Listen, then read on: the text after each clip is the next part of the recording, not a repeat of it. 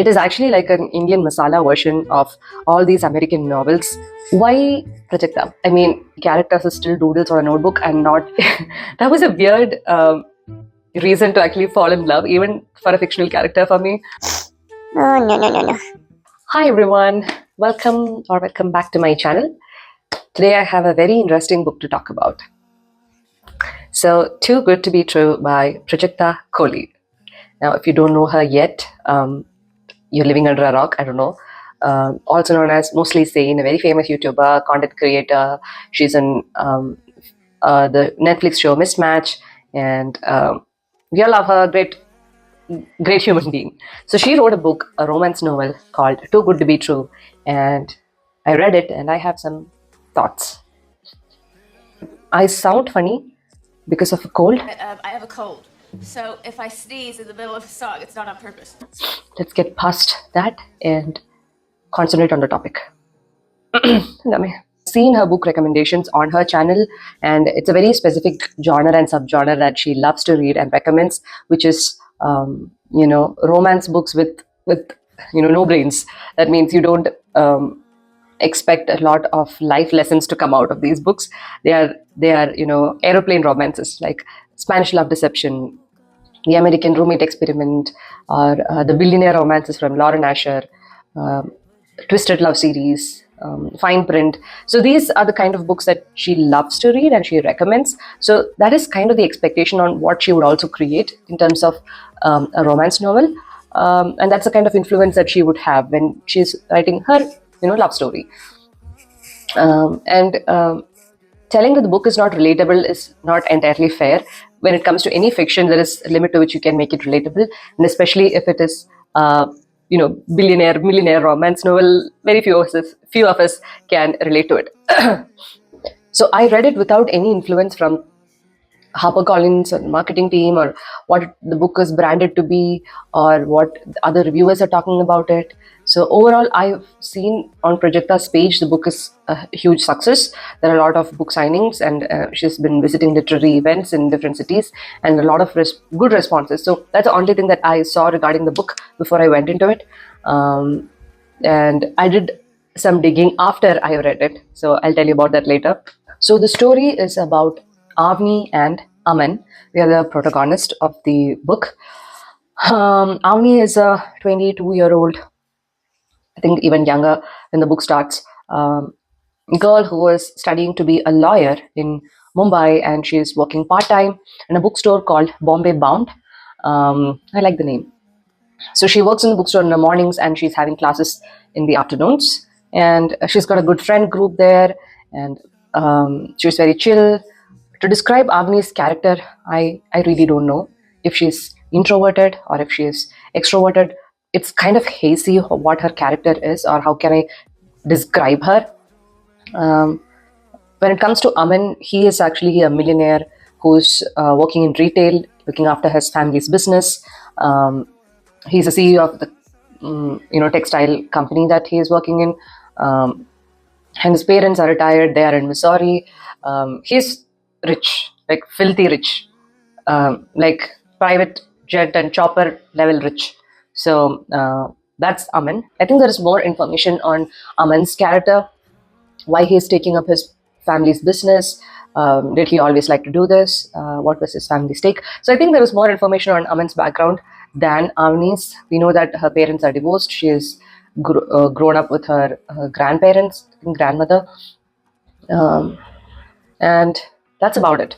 So, like any other romance novel, they meet in the bookstore, and it's love at first sight for both of them.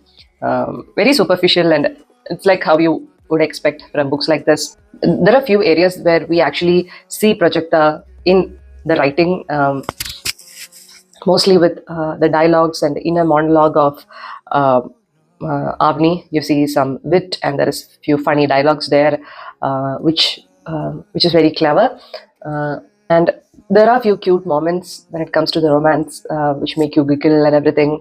There are a lot of things that you would actually overlook when you're reading a fiction like this, like how relatable can it be? This doesn't happen in Mumbai or everything, and I think that's okay. There was a little bit of mention about the climate the non-living factors of the setting, like the climate, the traffic, the rain, the road. There was a mention of all of this, but not enough to actually put you in that city and actually experience it. So it was touch based upon, but not given more space to breathe in the story itself. So don't go in expecting like an Emily Henry or like an Abby Jimenez book where you come out with new revelation on romance genre or finding something incredibly new and unique. I'm not sure. It is actually like an Indian masala version of all these American novels that have a very similar pattern in writing. And like there is a meet cute, there is a romance, and there is a third act conflict. So there's the same pattern here too. All of this is okay. All of this is expected, and she delivered. My only beef with the book is one part that I don't know is if it was like a conscious decision, if someone overlooked it, or if something I missed while reading it. Totally, if so, please, if you guys read the book, let me know if I've missed this completely. The choice of making Avni a lawyer student. Why? Why Prajakta? I mean, she could be literally any other student. Like she could be learning anything else. Like she could be an art student, aspiring to be an author, or she could be like she doesn't know what to do with her life. She's young. She joined engineering, which is like very relatable. But she chose to be a lawyer, and choosing LLB. I don't know if it's different for you guys. It's a very conscious career decision, right? You specifically want to do this in your life. You have certain skills that help you do this, or you want to grow this part of your skill set, or there is a certain incident in your past that has inspired you to go here. Like you don't just simply join or try to be a police officer or try to be a lawyer, right? It is a very conscious decision, and there's a specific set of effort that you have to put in. It's not like. And the same thing with the doctor. Like you spent 5 years commit to this course. It's not easy for you to go back. Okay, so Avni choosing to be a lawyer, I was waiting throughout the book to understand why she made that choice. Like there is some reason in the past. We learned that her parents split up, and is that a reason that she wanted to be a lawyer, or was she bullied when she was young because of some reason, and she wanted to stand up for herself and help others stand up for them?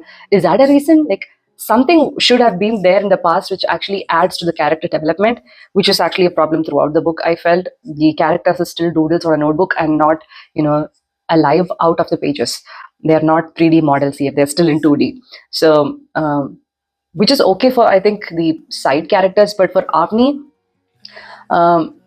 if you have removed her as a lawyer and placed any other profession there, the plot would have zero changes. It would not have affected anything on the plot. Then why a lawyer? And the problem is there are specific contradicting evidences that actually show she hates anything related to it. Like there is a mention about how she hates doing inventory, paperwork, or anything related to that.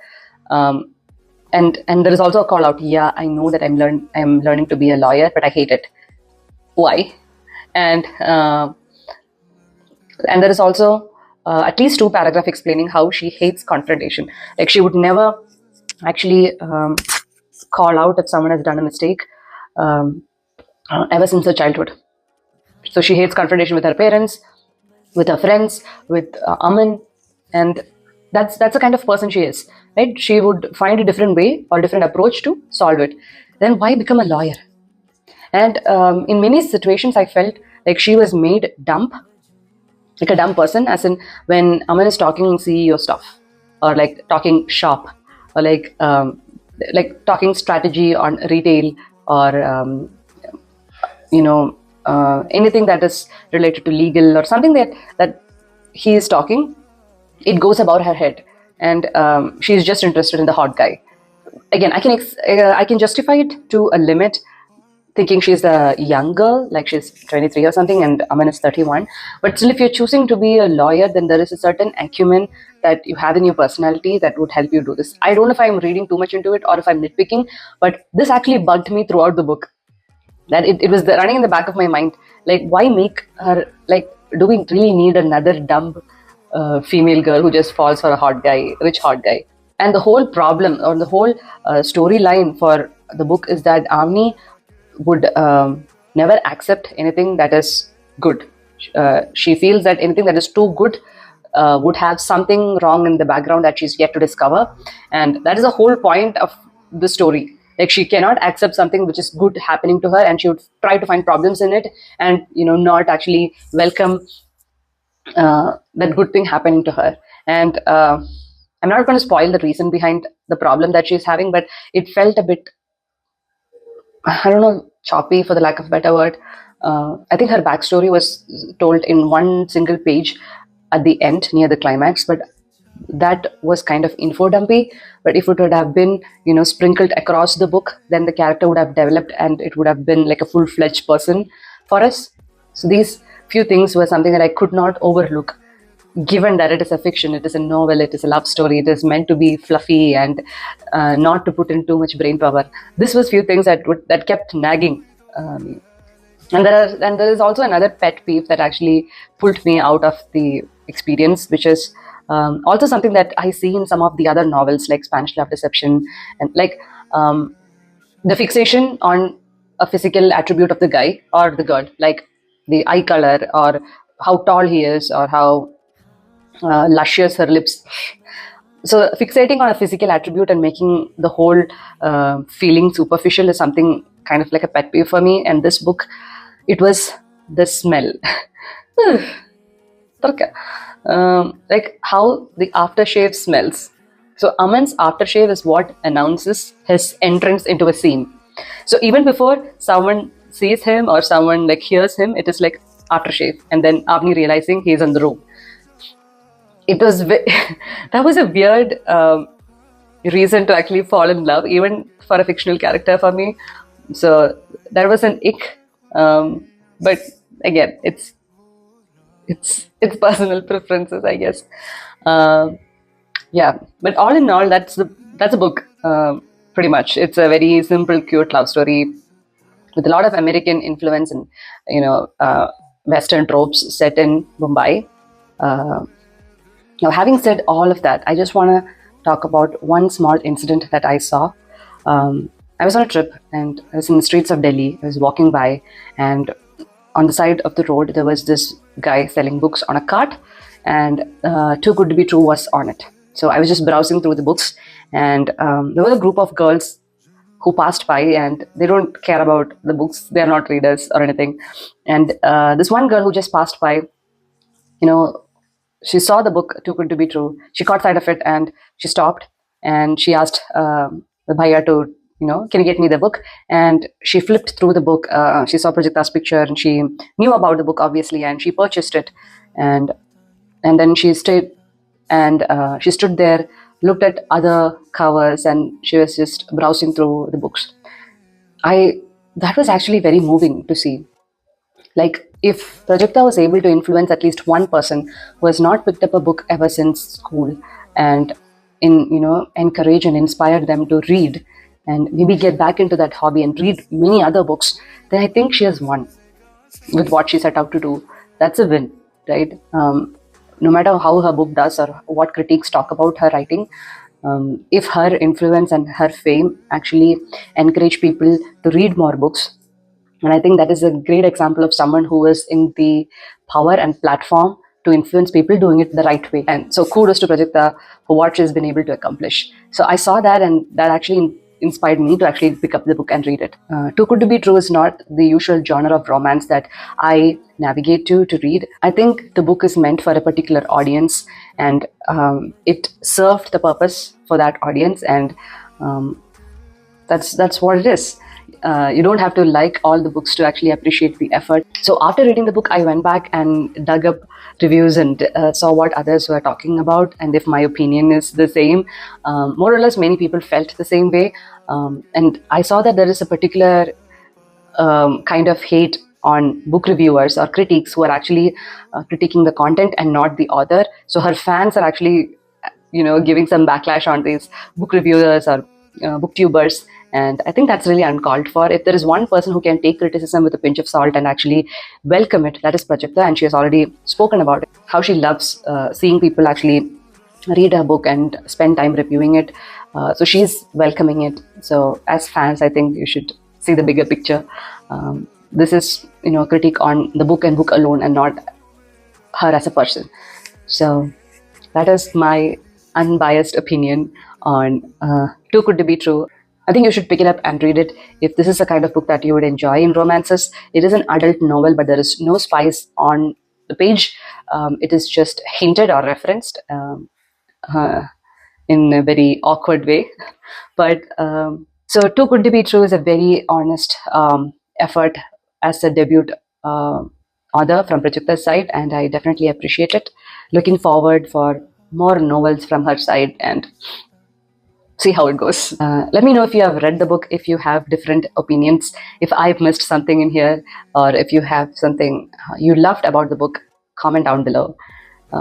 Catch you in the next video. Bye bye.